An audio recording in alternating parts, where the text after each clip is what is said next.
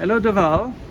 Let me introduce you to Doval Bacall, who is the founder of the unique Your Script Produce, a very specific competition which he founded and turned into something even bigger. There's something unique about this competition, which is the promise you make that you're going to produce the film. So let me ask you the first question. This is free. How proud are you of what you've been achieving so far, and what's your goal? We're gonna learn that later. Tell us more. Recognition to Bruno Chatelin of filmfestivals.com. Thank you. One of the major people that I've ever came across, and one of the geniuses that I'm still working with and growing with. I didn't pay for this, you know. Bruno paid me later. Well, no, thank you. It feels good. It feels good to be back. Yes. Santa Monica, 2022, at the AFM. You know, everyone coming back strong, and I am privileged and happy to say I'm introducing Doval Bacall Entertainment, the financing, the executive producer arm that helps strategize and make films come to life, film or TV. Right. And in terms of Your Script Produce Studios, it evolved from a competition 3 years ago. Now it's Your Script Produce Studios, a production entity and a creative entity of over 4,000 writers, and we're changing the model of filmmaking in terms of we're focusing on the content and the writer and giving that strategy to develop every single project according to territorial, international, and domestic, and also according to, you know, what works and what doesn't. You know, pre-selling, by packaging, bringing in the best talent, by layering the project, every film or TV, to make sure that the success before it even gets released, it even gets aired on TV, and that's the phenomenon. Let's go back to how it all started as a competition. What's unique about it? Tell us what you and why you did it and how you did that. Number one, the ignition of the genesis and the core reason why Your Script Produce competition was launched in late 2018 was due to the fact, two reasons. One, I wanted to discover overlooked talent in the industry worldwide and domestic, and focusing on the filmmakers, the directors, the writers that wouldn't have had a voice otherwise. And the reason of the number two is because my parents were so excited that I told them I'm in the entertainment business, and they said, Doval, when are you going to make your film? And I said, okay, I'm going to make my film by helping others realizing and achieving their dreams while developing mine, since it was taking a long time due to my other industries that I'm involved in. But 2022 has taken me on a new road, new path. And I feel like this journey of helping filmmakers, not only helping writers, but helping filmmakers find a voice, find talent, package talent, finance the projects, taking it to the finish line, which that is a very rare avenue within the entertainment business. And that model, I focus on that model with it, and that model doesn't take more than 24 months or 36 months. My time is limited, so I focus 12 months to 24 months max. Of course, it depends on what projects we're working on. And what kind of tell us about the films and the scripts that you've seen and you've judged during your free editions of the competition. What struck you, and which one did you pick? I always season one, which was in 2019. Due to COVID, we had to delay the production. We had to delay the development. But season one, we focused on the creativity. It wasn't more favoritism of any genre or favoritism of what the writer or the filmmaker has accomplished in the past. It was just based on good film, good story, good content. And the season one grand prize winner was named, which is Ted Campbell, an amazing writer director. and his script was a heist thriller called Blue Motel. Matter of fact, Bruno, Blue Motel is being announced in the Hollywood Reporter tomorrow in a full page mentioning the writer, focusing on the writer, and mentioning that we're taking this film to the finish line. With a new director.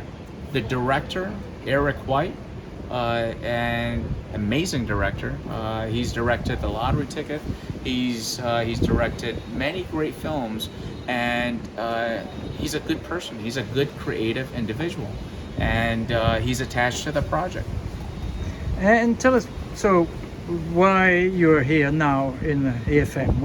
What's on your agenda? Is that the competition, or more your development of your new activities studio? No, this is the evolvement of what the competition is. It started as a competition. It evolved into, we're introducing two brands.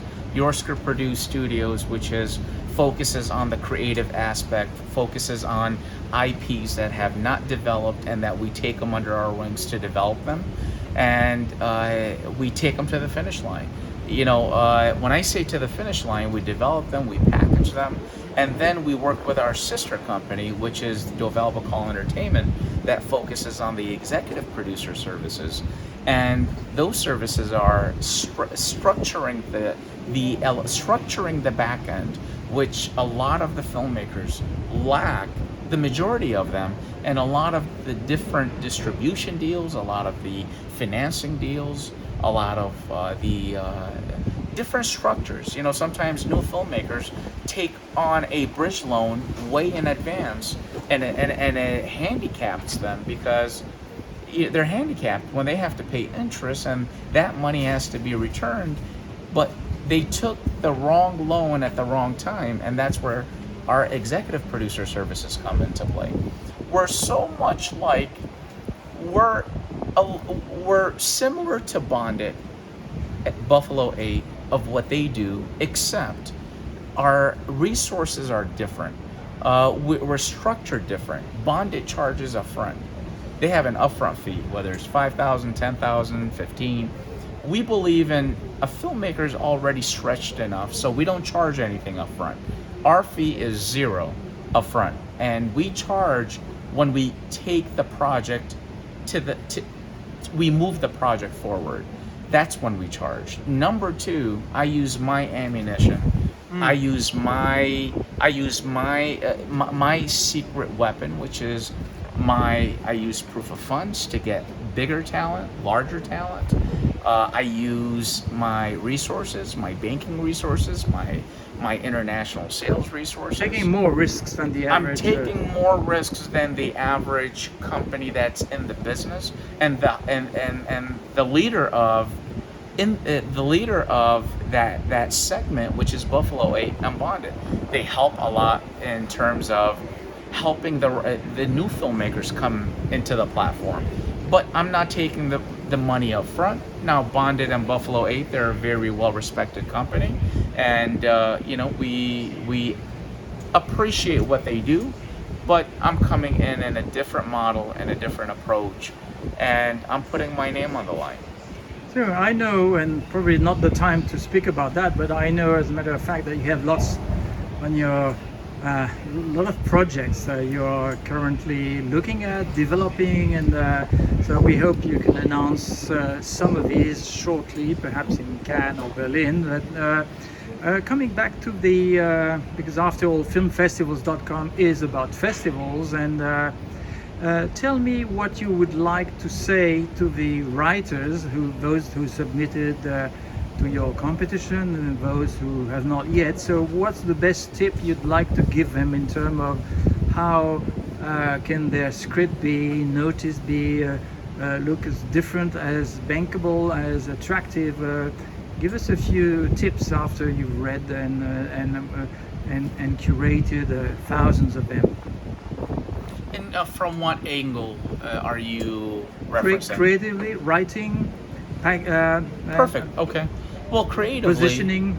Yeah. No, creatively, number one, you want to write from passion. You want to write from within what you're passionate about. But make sure you limit that passion and focus on structure. Make sure you focus on a genre-based approach. Make sure don't focus on what's the hottest trend now, because it could be the coldest trend tomorrow. You want to focus on making sure that the narrative, it's something that can attract domestic, international. Also, when as a writer, you're writing for the reader. The talent wants to read. So make sure it's compelling enough. Make sure it serves a purpose. I've read a lot of different scripts that literally the writer did not develop the script to the level where we can see it's ready for the reader. They have not invested enough. They've only poured their passion onto the page, but they did not pour their skills onto the page. And it takes, coming from a writer myself, it takes a lot to understand the spectrum, understand the geographically to what territory you're writing for. You got to understand the business end in order to understand the creative end, right? So these are the things that you have to focus on in terms of what sells. A writer shouldn't be a salesperson, but you should have at least 10-15% of sales knowledge.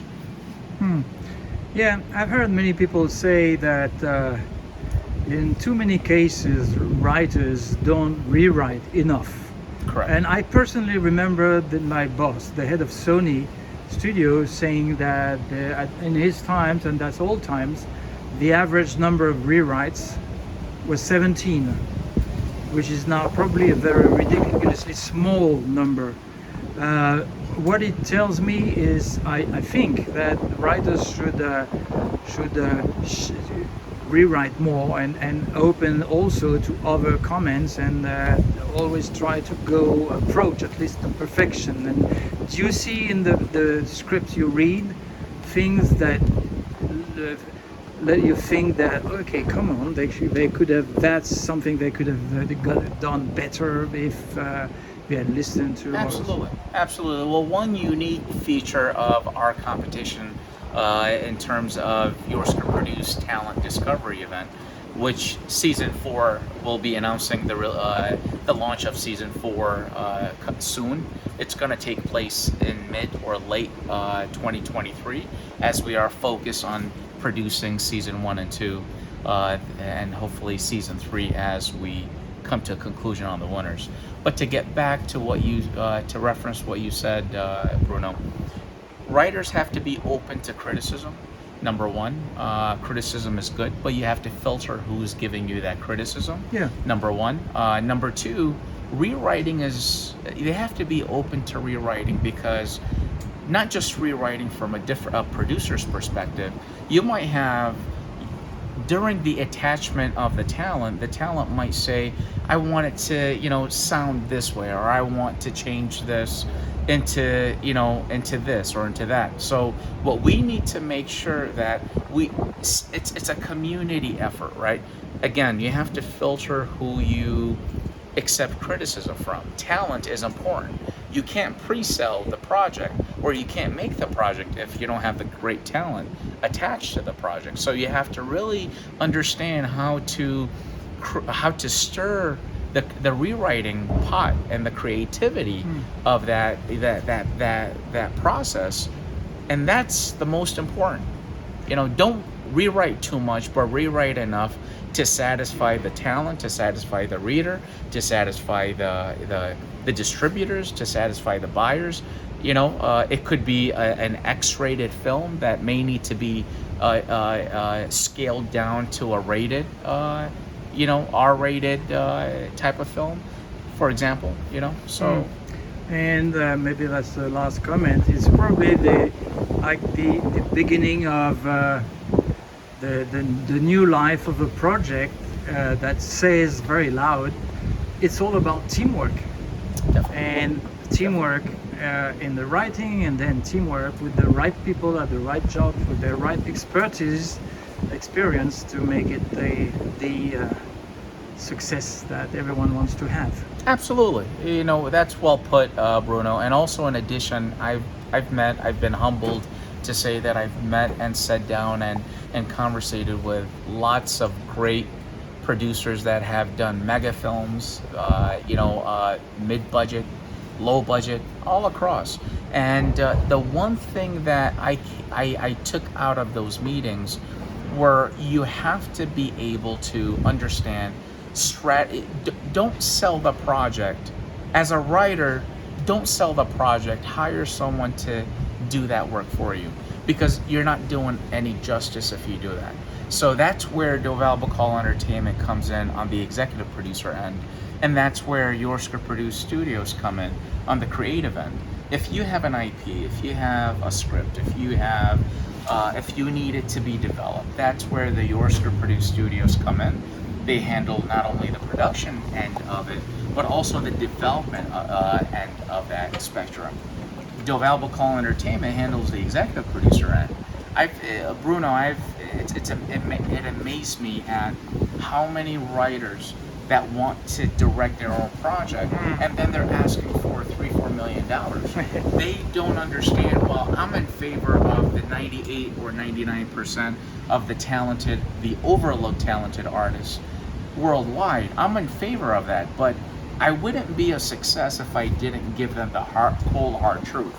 If you want to direct your project, don't ask for a substantial amount of money to produce your film. And if you do want to direct, but you say you gotta be open to, if the talent you're not gonna get A-list or bankable talent for that matter to pre-sell your film. So you have to be realistic of your approach.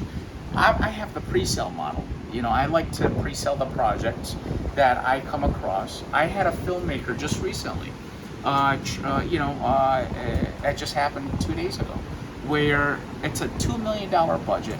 They pre-sold, they attached talent that they pre-sold the film for up to $550,000 to $600,000, and now that leaves them with $1.6 to $1.7 million, 1.3 to 1.4, give or take, left to raise in private equity. No investor is going to do that. So my input, your advantage for a filmmaker, or a writer, or a producer to get me onto that project, I will re-strategize it in a different approach. I would tell you, let's change that model.